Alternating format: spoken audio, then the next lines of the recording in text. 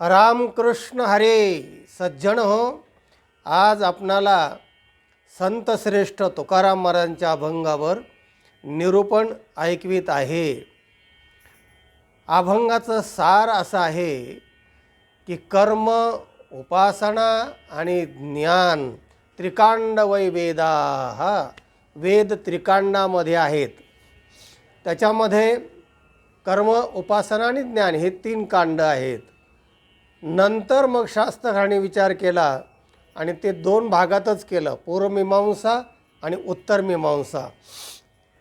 तेव्हा भक्तीसुद्धा अनेक प्रकाराने केल्या गेल्यानंतर नवविधा भक्ती आणि मग त्याच्यामध्ये 2 प्रकार पाडले भक्तीमध्ये. एक सगुण आणि दुसरी निर्गुण. म्हणजे सगुणाकडून निर्गुणाकडे जायचं हा एक प्रकार आहे आणि म्हणजेच स्थूलाकडून सूक्ष्माकडे जायचं, अशा प्रकारची जी भक्ती आहे. तर ती कसं जाता येतं? तर निष्काम कर्म, निष्काम उपासना याच्यामुळे चित्तशुद्धी होते. चित्तशुद्धमध्ये ज्ञान होतं आणि ज्ञानेन मुक्तीर नतुमुंडनेन. शंकराचार्य म्हणतात ज्ञानाने मोक्ष होतो. असा हा सगळा भक्तीचा, ज्ञानाचा, उपासनेचा प्रपंच आहे. तर तुकाराम महाराज आज जे या अभंगात सांगत आहेत ना, ते हे सांगत आहेत की तुम्हाला आता जी भक्ती सांगत आहे मी, तर ती उपासनेची भक्ती म्हणजे मनावर आधारित आहे, अंतर्मुख होण्याची भक्ती आहे. आणि तो अभंग आहे, करावी ती पूजा मनेचे उत्तम,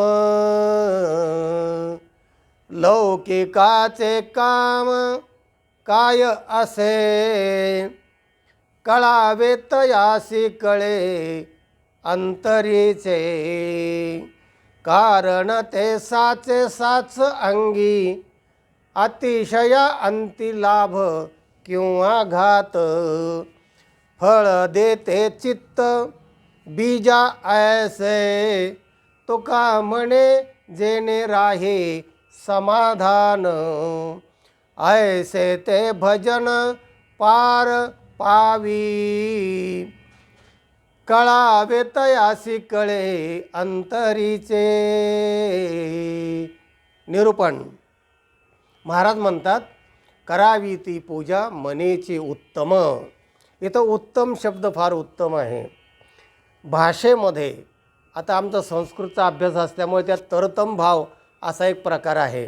म्हणजे श्रेष्ठ, श्रेष्ठतर आणि श्रेष्ठतम असे 3 प्रकार आहेत. आणि त्याच्यानंतर आणखीन एक 4था प्रकार सांगितला जातो, उत्तम. उत्तम म्हणजे उत्तमातलं उत्तम. तर उत्तम हा जो शब्द आहे हा अतिउत्तम आहे. आता अतिशब्द लावला की आणखीन उत्तम होतं.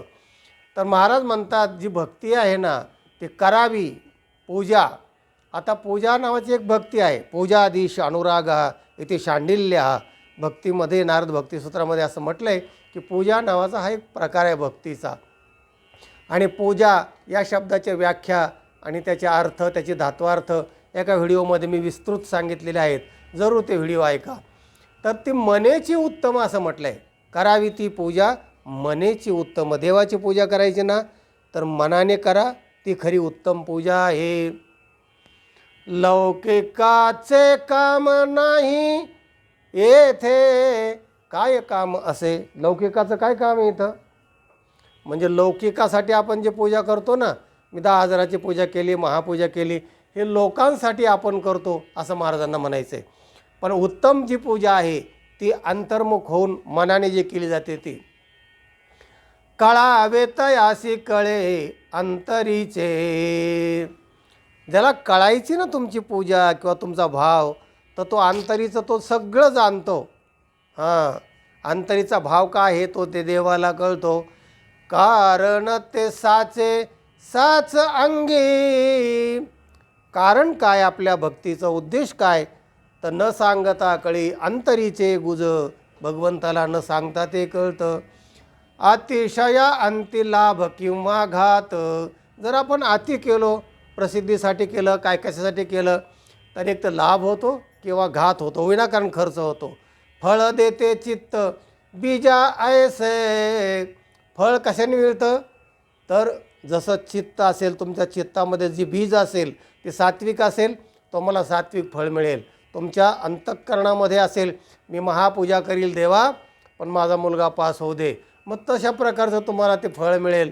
जसे तुमचं बीज असेल अंतःकरणामध्ये चित्तामध्ये तसं ते फळ मिळतं. आणि चौथ्या चरणात महाराज म्हणतात तो का म्हणे जेणे राहे समाधान. सार सांगताना असं म्हणतात महाराज की ज्याच्यामुळे समाधान होईल ना ऐसे ते भजन पार पावे. असं जे भजन आहे तेच आपल्याला भवपार नेतं, दुःखाच्या पार नेतं. आणि म्हणून भजन, भज धातू आहे भज आश्रयो आश्रय घेणे आणि सेवायाम सेवा करणे, असं दोन अर्थाने भज धातू येतं. आणि अन प्रत्यय लागलं की भजन असं होतं. भजन, मनन, श्रवण, कीर्तन हे सगळे अन प्रत्यय लागलेत मूळ धातूला. तेव्हा असं भजन की जे आपल्याला पार नेईल दुःखाच्या, असं शेवटच्या चरणामध्ये महाराज म्हणतात. असाच एक अभंग आहे महाराजांचा. मन हा मोगरा अर्पणी ईश्वरा पुनरपी संसार येणे नाही. मन हे सेवंती अर्पणी भगवंती पुनरपी संस्कृती येणे नाही. तुका म्हणी ऐसा जन्म दिला देवा तया वास व्हावा वैकुंठीचा. आणि म्हणून भक्तीमध्ये विश्वास हो फलदायक हा, विश्वास फळ देतो. जसं कर्मफळ कर्म असेल तसं फळ आपल्याला मिळतं. हा कर्मशास्त्राचा सिद्धांत आहे. हाच अभंगातील महत्त्वाचा उपदेश आहे. आणि हा अभंग उपासनेचा आहे. आपणाला नवविधा भक्तीत कोणता प्रकार आवडतो तोच आपण केला पाहिजे, असा या अभंगाचं तात्पर्य आहे. शेवटच्या चरणामध्ये महाराज फार महत्त्वाचा सिद्धांत सांगतात. तुका म्हणे जेणे राहे समाधान. तुका म्हणे जेणे राहे समाधान. ज्याच्यामुळे समाधान राहील ना ते तुम्ही करा. नवविध भक्तीपैकी कोणती तुम्हाला आवडत असेल ती भक्ती करा की ज्याच्यामुळे तुम्हाला समाधान वाटतंय अशी भक्ती. ऐसे ते भजन पार पावी कळावे तयासे कळे अंतरीचे. कारण साचे साच अंगी तुका म्हणे जेणे राहे समाधान. समाधान हे परमार्थातलं मुख्य फळ आहे. संसारातलंही मुख्य फळ समाधान आहे, पण ते मिळतंच असं नाही. म्हणून परमार्थातलं खरं फळ आहे ते आहे समाधान. देवभेटीचे लक्षणं चित्ती राहे समाधान. समाधान म्हणजे देव भेटला तुम्हाला. चित्तात तुमच्या अखंड समाधान राहतं आहे का? हो, मग राहतं आहे. जर तसं होत नसेल तर सत्संगती करा आणि मग तुम्हाला कळेल की समाधान चित्तामध्ये कसं राहील ते. असो, हा व्हिडिओ इतरांना पाठवा, लाईक करा, चॅनलला सबस्क्राईब केलं नसेल सबस्क्राईब करा. ज्ञान ऐकत राहा, ज्ञान वाटीत राहा, आनंदी राहा. रामकृष्ण हरी.